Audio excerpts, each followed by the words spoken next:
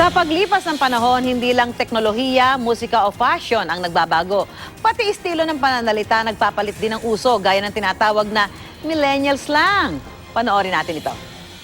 Tol, ang blooming mo ngayon ah. Uy, gums, man. Naiintindihan niyo ba ang sinabi nila? Pwede ka ba Saturday? Ay, scoops eh. How about sa Friday? Birthday ni Richelle yun, dapat nandun ka. Tulad na lang ng scoops na ang ibig sabihin pala ay no o hindi sa millennials. Mula sa Scooby-Doo na isang Great Dane at Dein o Dehin na pag binaligtad ay hindi. Kaya no. Scoops talaga eh. Strict ang parents, alam nyo na.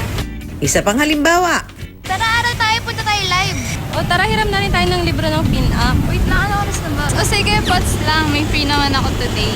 POTS na okay ang millennial meaning. POTS ay pinaiksi kasing potassium na ang chemical symbol ay K, kaya POTS means okay.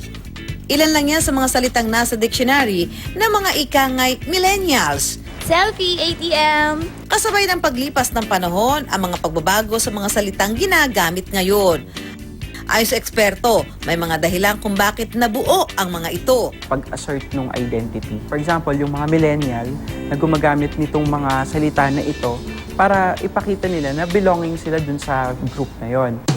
Halimbawa nga ng millennial slang ang mga salitang pinaikli at pinagsama para magkaroon ng bagong kahulugan. Malaki rin daw ang epekto rito ng pagiging high-tech na ngayon ng panahon. Mas maiksi, mas approved daw sa millennials. May benefit po kasi mas maikli po yung natatype namin and mas convenient siya kasi parang mas in. Nakatutulong din daw sa kanilang henerasyon ang ganitong lengguwahe sa iba't ibang aspeto. Nakaka-identify din siya ng group ng mga tao. Like, pag nagsasalita siya ng ganyan, alam mo ng millennial siya agad. Pero may ilan ding ayaw sa ganitong style ng pagsasalita. Hindi ko pa rin siya maintindihan. Minsan, ano bang ibig sabihin ng ganyan na yung mga, yung ATM, yung mga ganun. Hindi ko siya masyadong magets. Ang ilang mga magulang, hatiri ng opinyon ukol dito. Para sa akin, okay lang. Dahil ngayon, iba na ang teknolohiya.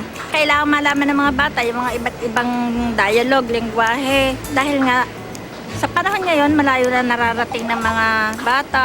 Wala naman daw nilalabag ang mga salitang millennial sa Philippine linguistics. Sa pananaw ng linguistics, ang authority when it comes to language ay yung native speaker mismo. Kung paano niya gustong gamitin yon, kung paano niya gustong hulmahin yon sang-ayon sa pangangailangan niya, nasa sa kanya. Pero, iba't iba yung konteksto. Halimbawa, pag formal writing ito, hindi natin siya tatanggapin. Nakakalito man sa ilan, pinapakita lang daw nito na ang wika ay buhay na buhay.